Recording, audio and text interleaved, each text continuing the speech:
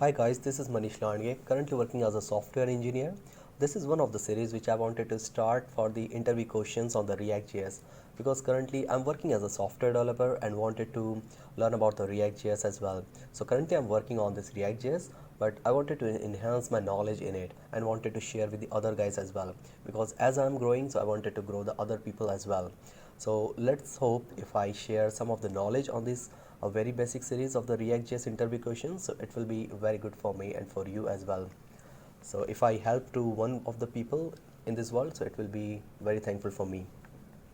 So we'll see the interview questions on the React.js, which is currently a very booming in the IT industry. So there are basically three kinds of frameworks which is very booming in the web development. One is the React.js, another one is the Angular, and the third one is the Vue.js. If you know any of it, so you can get survive in this world anywhere. We'll start with the very basics questions first. Let me go to the first slide.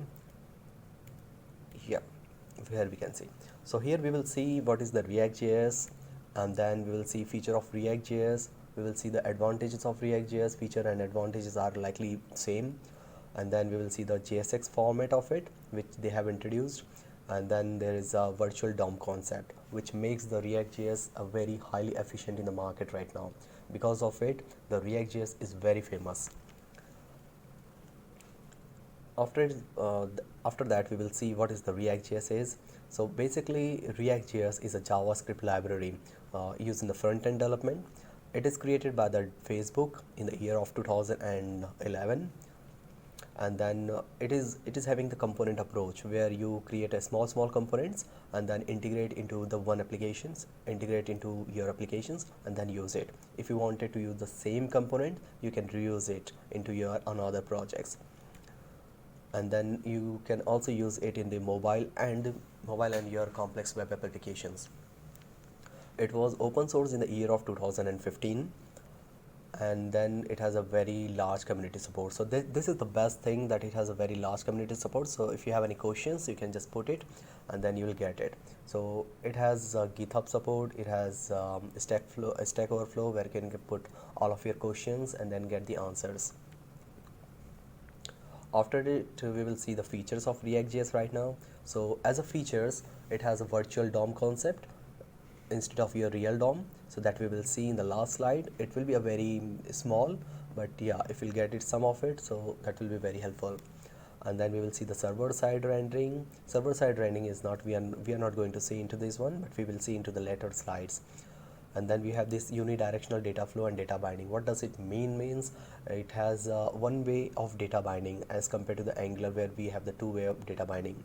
So let's suppose if you are putting your name onto the form, and then it gets stored into your backend as well, or whatever the database that you are using.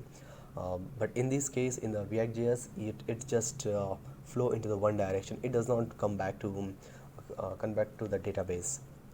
That's a very different concept that we will see in the later slide. I will go into the depth as well, but as of now, as of the features, for remembering, you just understand, you just kept in your mind. That's all what I can say right now. And the advantages, because generally what happens, interviewer asks you what are the advantages. So this is the theoretical questions generally people ask. So you can just memorize this thing, and you can say like improvement in your application performance. It is used in both client and server side, but how it is used, that we will see later on. And then there is a code reusability increases due to the JSX. So there is a JSX kind of different format where you can use this code, and you can use actually code readability for code readability and code reusability as well. And then JavaScript can change your HTML content. Yeah, of course it can change, because there's a HTML tags you can use in the same way. You can use it in the JavaScript as well.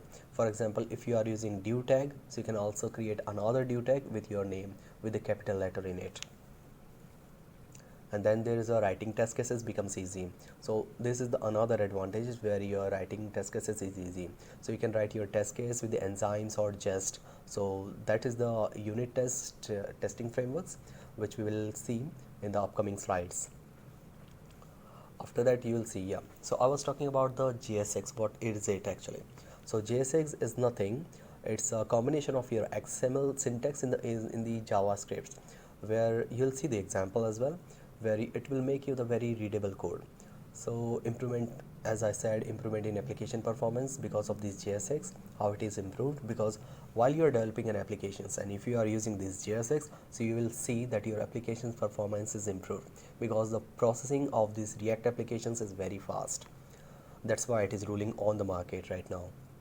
So for example, so this is the very small excerpt. I have taken it from the applications, where we will have the render methods, where it renders and where actually it returns your HTML component, HTML tags, and then it renders it on the applications. So right now here what it does is we have that div tag and the h1 tag, where we have written first application of React.js. So when you run your application, and then it returns, so it renders on your page with this text first application of React.js. So this is the JSX context, JSX um, text actually here.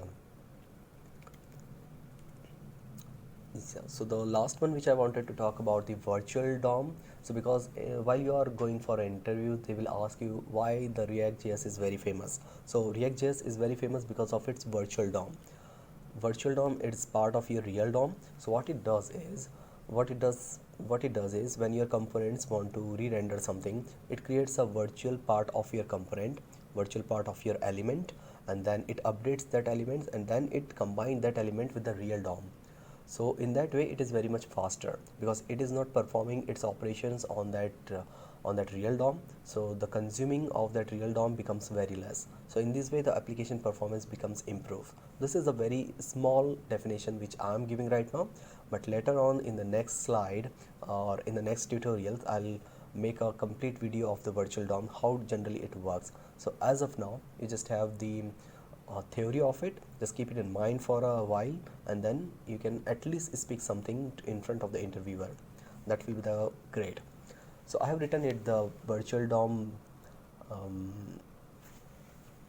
I have written it a virtual DOM definitions, which I have taken it from the React internet React site.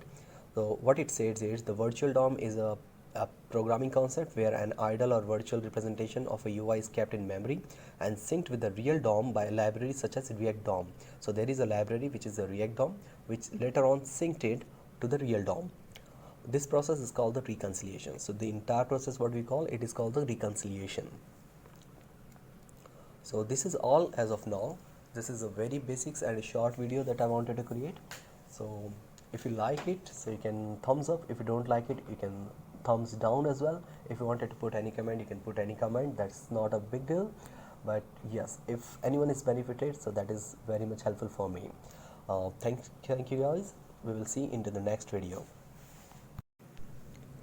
Hi guys, this is Manish Landge, currently working as a software engineer. This is one of the series which I wanted to start